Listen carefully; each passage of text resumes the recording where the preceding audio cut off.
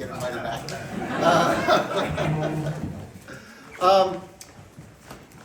John, would you like me to stay still? Or? No, is that your good side, or are we getting? There is no such thing.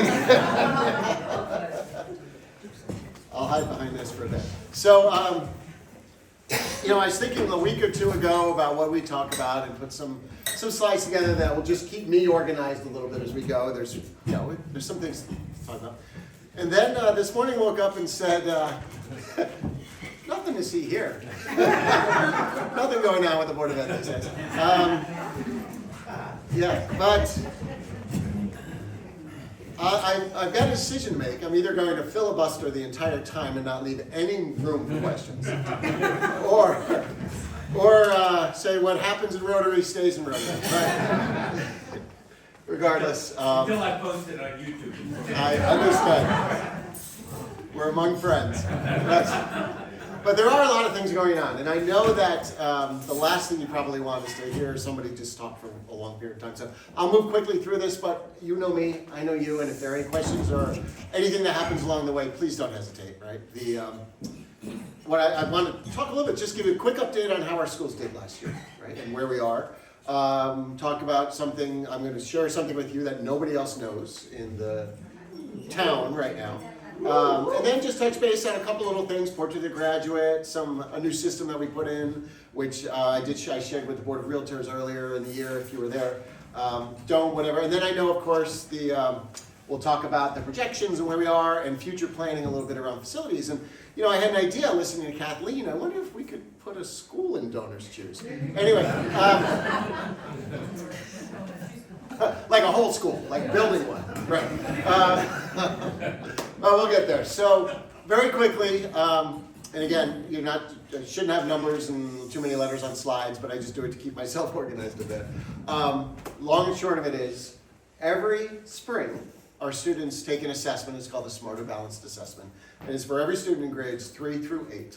And the assessment is in English language arts and in math, right? And we go through, we've been doing this since No Child Left Behind. And starting in 2006, it's been every grade. It used to be every other, then it became every grade. It won't surprise you to know that we've continued to perform well. Hopefully it won't surprise you. I don't think I'd be invited back if I would. But it's important to note that we continue to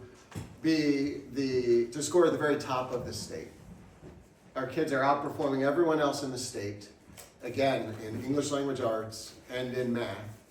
This is our regional schools, and again, it's just, sorry for all the numbers, but bottom line is our kids in grades 3 through 8 in English language arts, and I'm happy to go through the details with you, of course, and in math, are number 1 in the state across just about every grade, and in the aggregate score itself.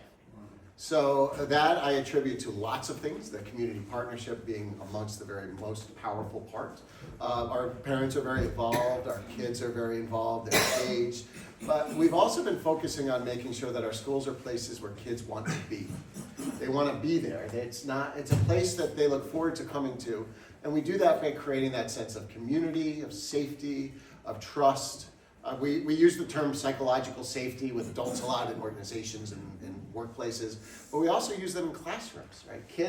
We create places where kids feel psychologically safe to raise their hand if they think they know the answer, but maybe it's not the right answer. Can they take that risk and maybe be wrong from time to time? Because we know that learning happens in some slight discomfort.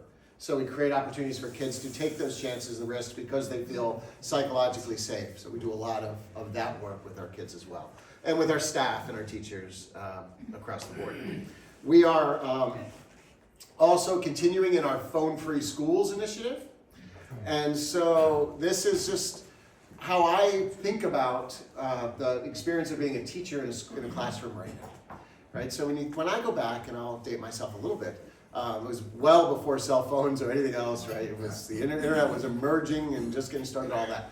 And so when I was teaching a lesson, I could be in a classroom with my kids, and we could be going deep into a topic or into a subject, and the whole world existed in those 4 walls.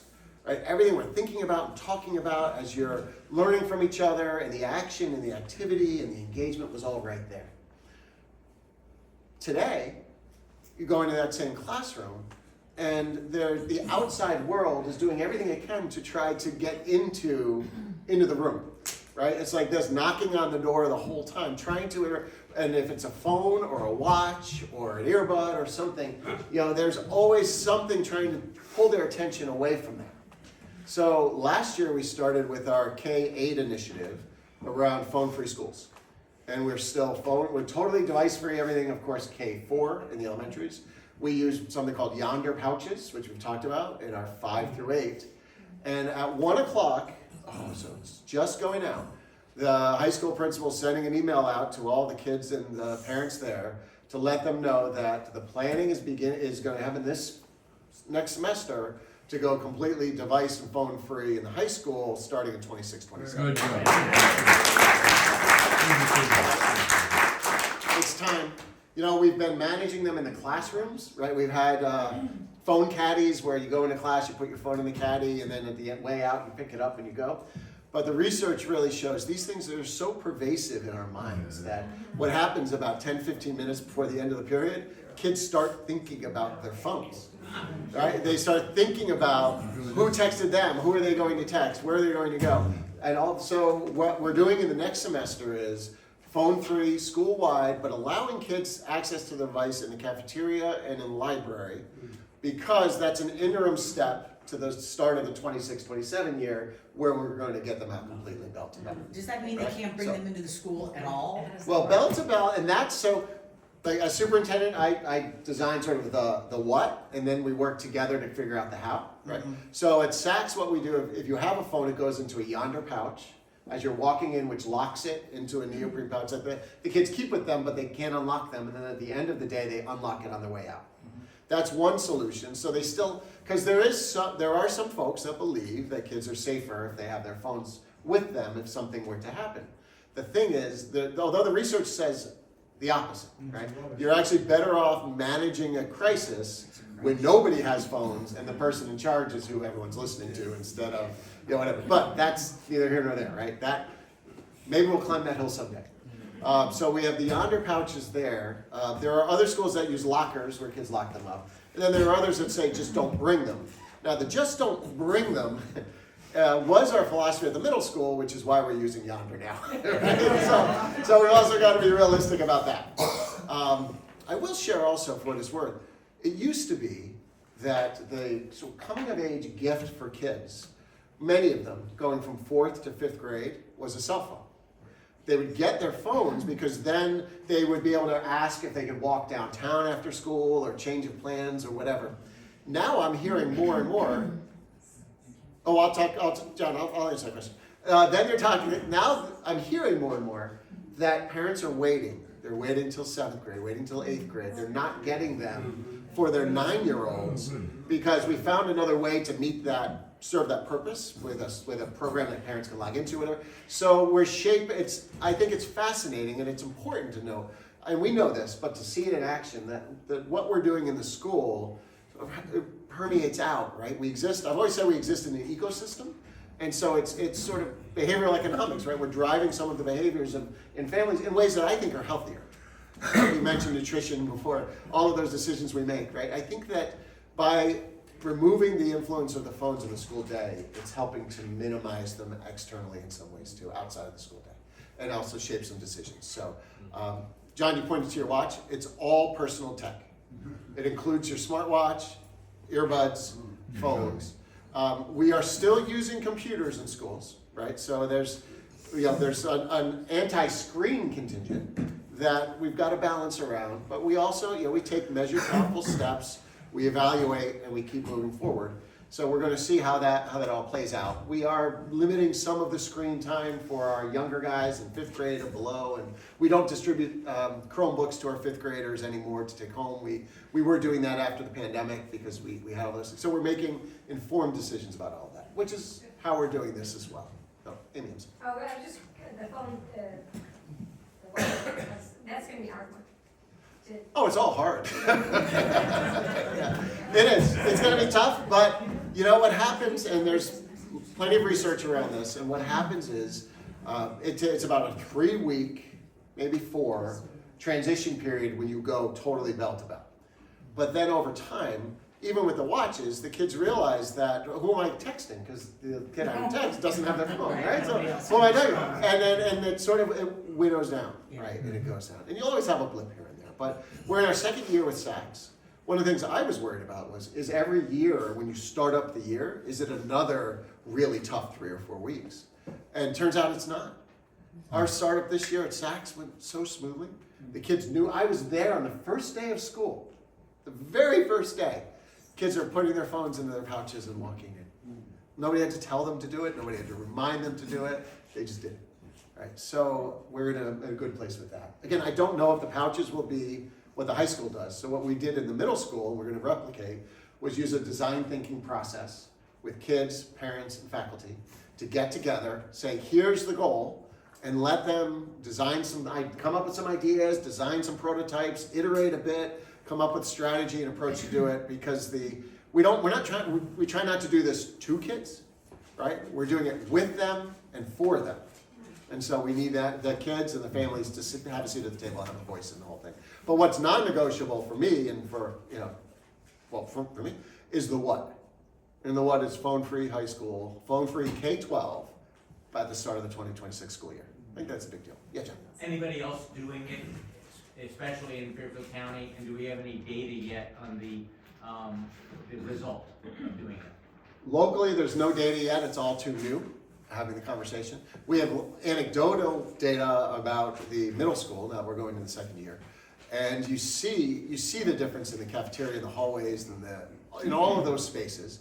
I receive emails regularly from people who will say things like, they come to school 20 minutes early, 30 minutes early. There'd always be some kids, lining the hallways who were there for school. Years past, the kids would all be sitting by themselves scrolling through their phones. School hasn't started yet, so they could use their phones.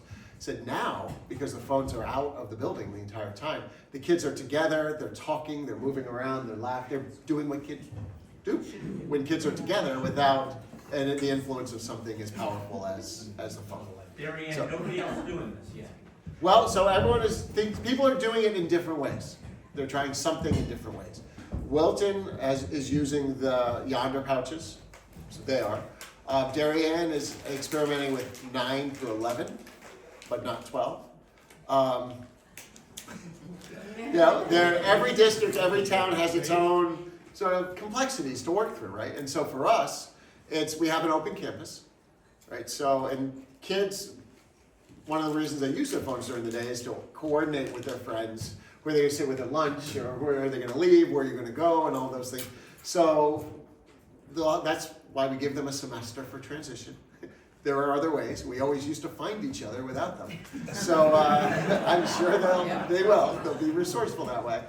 And we work through it all. So there's other things happening in different spots. Weston is more of the keep it away. We don't want to see it. If we do, we'll tell you to put it away. Right. So there's that whole spectrum. I think for us, this is the right next step. We did it full year at SACS, worked very well. We're doing it for the second year at SACS now, and now it's time to have it. And then when you think about it, in 26-27, 50% of the school will be the 9th and 10th grade who have had the experience at SACS of using the pouches. So that sort of institutional knowledge will also help as we move things forward. So we're excited about it. I think it's a good thing. I almost brought Yonder pouches for all of you, but then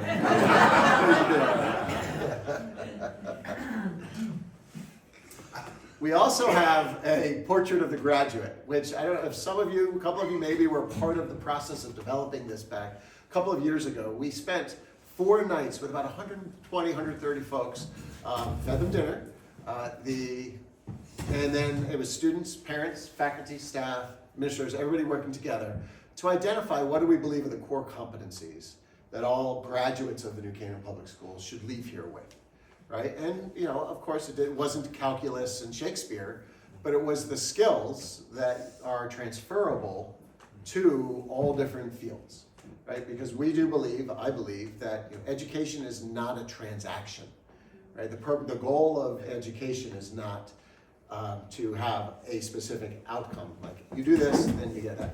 It's much bigger than that. It's much more holistic than that. The quote I almost put up here was from John Dewey, one of my heroes, which is, education is not preparation for life. Education is life.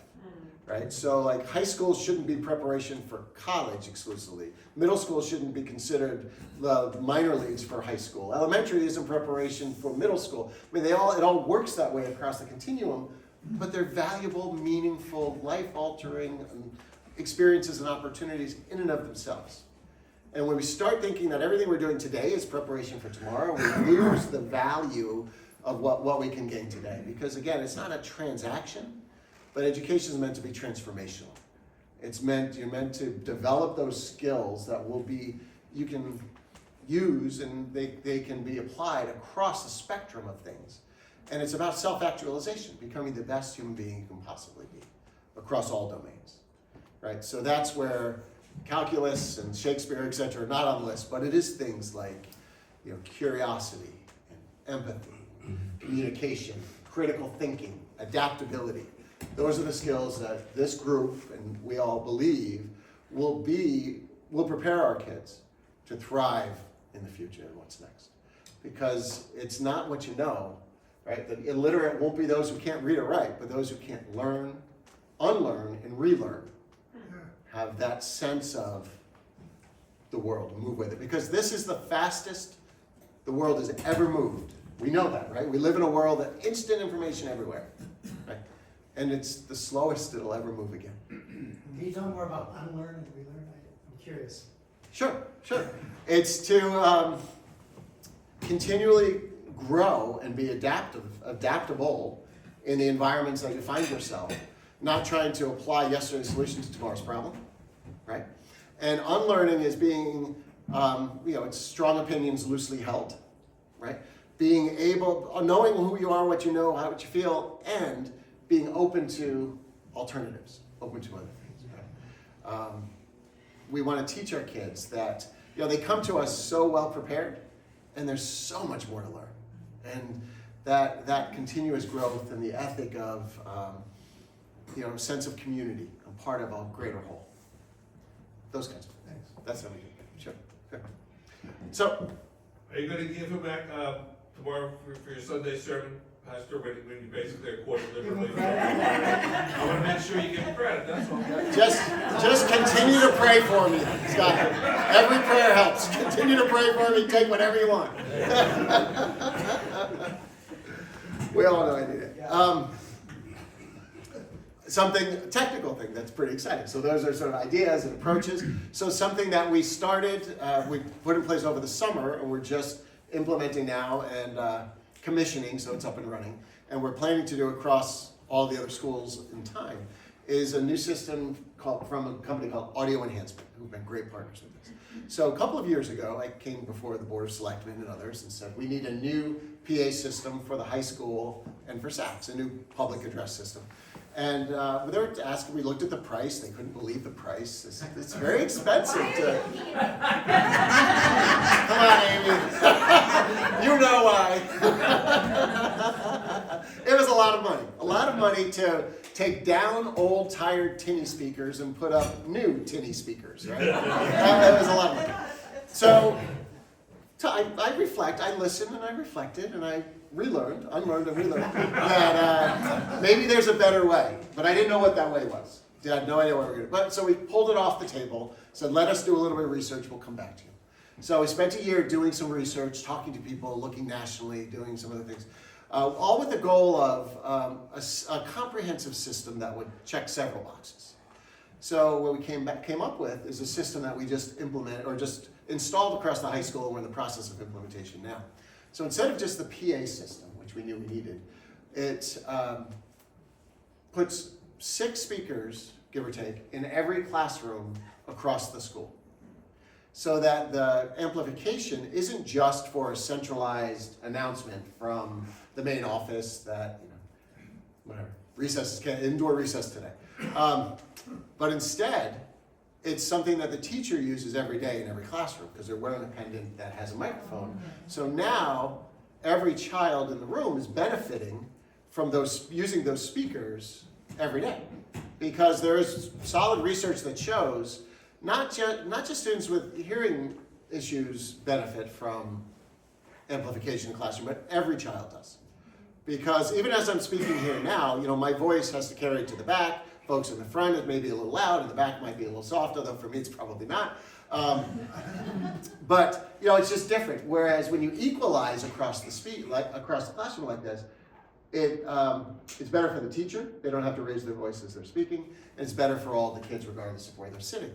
So I like that, and I love systems that you use every day at scale. Right? That to me is an investment worth considering. Another thing it does is the bells. So we incorporated the bells into this system. And the old high school bells as you're buzzing and buzzing. But what was happening every day, in the middle of the day, we have our lunch blocks. So if you're in a class that has lunch first, okay, you would go to lunch, and then a bell would ring. You'd leave lunch and go to class, and then a bell rings to tell you should be in class. And then 20 minutes later, another bell rings to tell somebody else that they have to go somewhere. Then another 5 minutes later, another bell rings to tell somebody else they need to go somewhere, right? And it just, how do you get into any kind of a flow when you're hearing this and the bells? It just doesn't seem right. It seems like we can do better than that. So this new system allows you to do better than that. So the bells are only ringing in rooms where it matters, right? So you're in that class and that interruption and those pieces aren't happening. So I like that. That seemed like a pretty smart system. Another thing it allows you to do through the PA is through an app, which they haven't given me yet, you can do an announcement over the PA from anywhere. Right? Yeah. So Some kid's gonna get that. which is why they haven't given it to me. I may be that kid. Right. But it does allow for some safety and otherwise, right, that you could be off site and you could still be making announcements in the building, right, across, for safety and what have you. Turks and Caicos and. That's right, yeah. Is that a seagull? But that's helpful. And another thing it does is the pendant that each of the teachers are wearing is also an alert. So by holding down certain buttons for a certain period of time, it will send an alert to where we tell it to our SRO, to our principal, to our campus monitor. And then there's a panel in each room where you can identify, is it a health emergency, is it safety, is it something else? So, because often what might happen in our classrooms is a child might be having a medical emergency, right? That happens.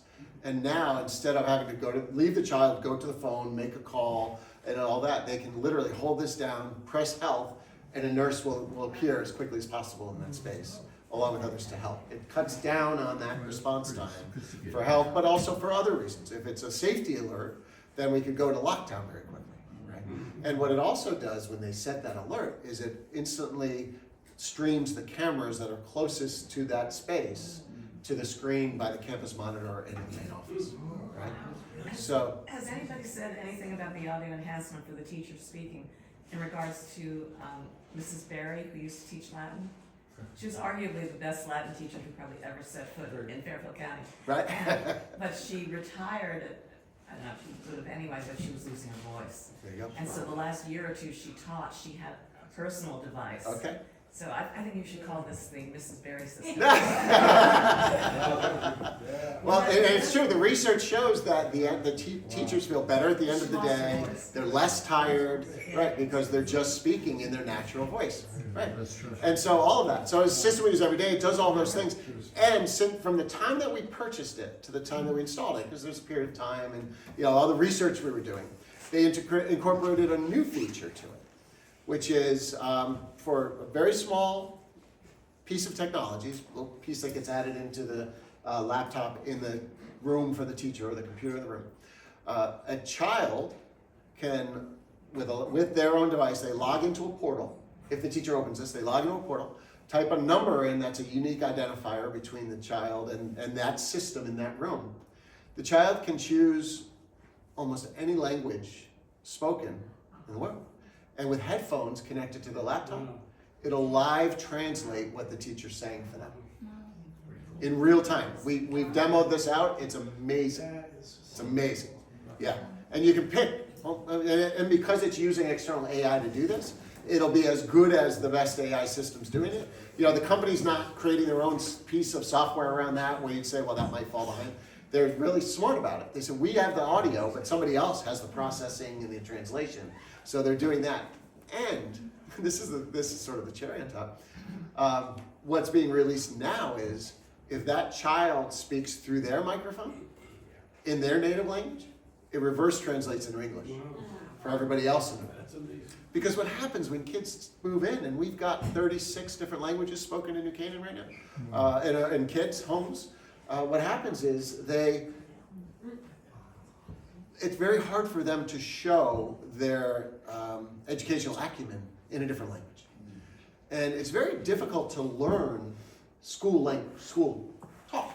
It's very difficult. Like, you might even be hard pressed to, if I asked you to tell me the difference between explain, describe, summarize, and yet we use those words all the time with kids. Yeah. So what does it mean to describe something versus to summarize it, to explain it, to, you know, all those different types. It takes more than 7 years for kids when they come in to learn the nuances of English in schools. But with a system like this, we can make sure our kids are placed appropriately in the classes they should be, and they're not penalized as they're learning to use the language in the sophisticated ways that we do in schools. I think it's amazing. So that's Yeah, so we approved it, right? yeah. I was about to give you credit. Amy. This tinny system, this system is better, and it's more, but it's completely worth it. This It's is completely amazing. worth it. I mean, it's very powerful, right? And it shows that sometimes you have to pull out. So this is going on in schools across the country, in different parts of the country, but we are the first school in Connecticut to do this in school, right? Thank you. So we're excited. And the plan is to roll this out probably next year with SACS, and do a similar thing. Because again, there we have the intermediate school and the middle school they're 90 minutes apart. And those bells are ringing all day, right? So we'll be able to make some changes there.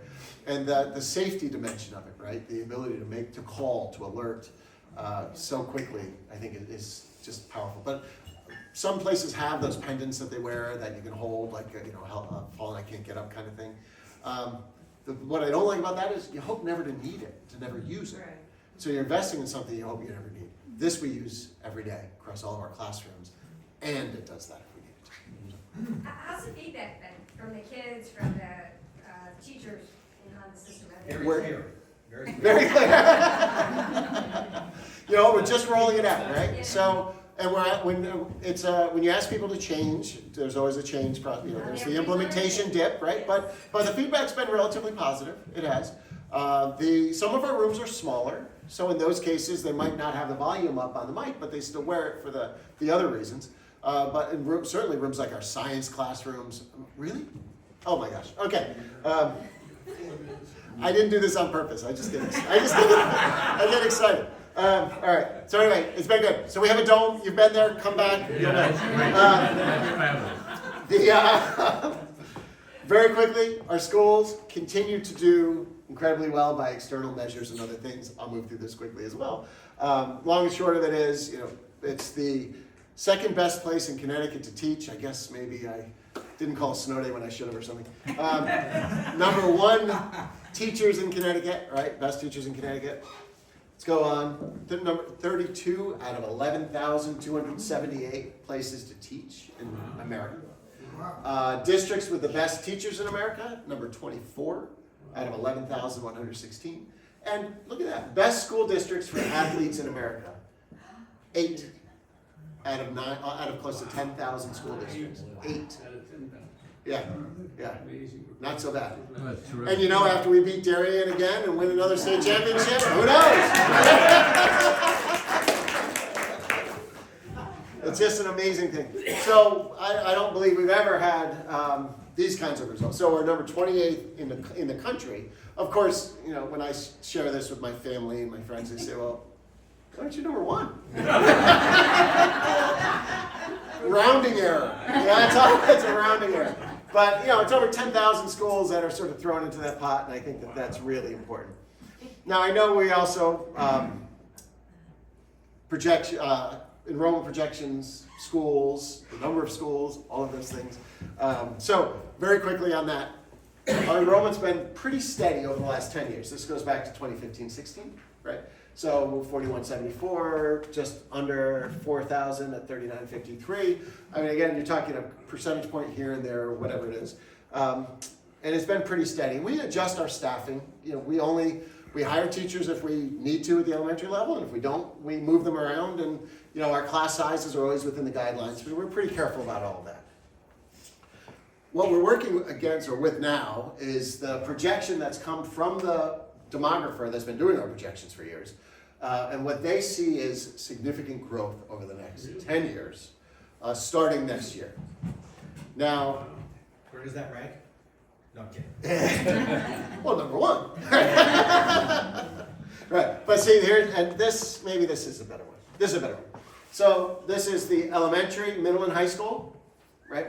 And so we've been moving pretty consistently and steadily, but all of a sudden, starting in next year, you see that elementary start to pop up. And it's concentrated in our kindergarten.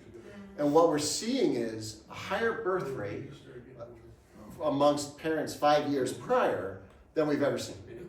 So there are competing theories around this, right? And well, that's a settled thing, right? It's COVID. We know that. Right. Get out of the house, go to work, and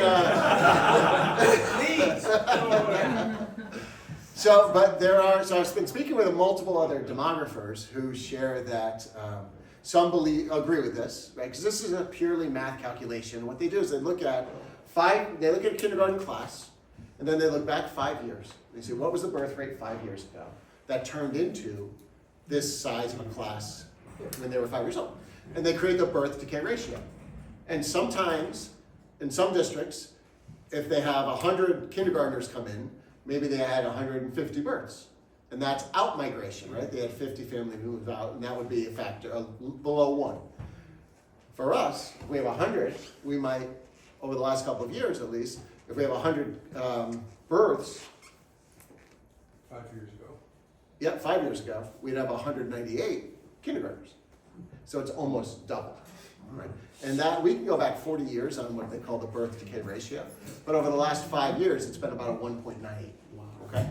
So we are, and our births have run about 130 kids. You know, that 5 years before, about 130 kids, give or take. 4 years ago, which will be 5 years, next year for next year's kindergarten, there were 215 births. Wow. So you do 215 times 1.98, and you're getting to a number that we haven't seen before, close to 420. But it's not just that, it's not a bubble. Because the year after that, the year after that, the year after that, we're over 200 births a year. So the unknown is, with more folks moving into town and having babies in town, does that mean fewer moved in with families already? Does it mean that if the same number moved in but the births are up, then that ratio will change, right? It'll kind of moderate itself a little bit and come down. So the projections may be a bit high. But what we know for sure is there are 215 births. And that's a higher number than we've seen in the last 20 years, and that's as far back as I can go. And that each year for the next 3 years, because you can't go back more than that because they're not born yet, those births are high, right around there. Now people ask me, how accurate are the 10-year projections? And the challenge, the tough grade to project is kindergarten, because they're not in the system. Once kids are in the system, we're pretty good at knowing, plus or minus maybe 1% or less, but we're pretty good at that. But we don't know how many are going to be there, for kindergarten. That's the hard part. So the challenge with going out more than, say, 3 years in this conversation is, you're talking about kids that aren't born yet. You want to go out 8 or 9 years, those are kids that aren't born yet to couples that haven't met yet, right? So let's cool it down. Let's stay focused with what we know, right?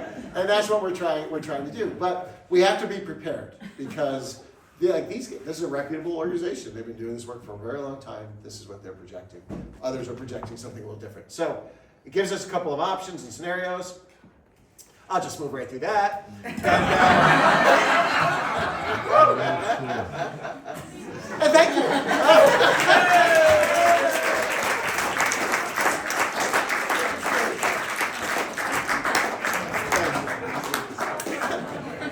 great to be here. Really, I know I went over time and I apologize. But I'm sticking around. If there's any questions, I'm happy to.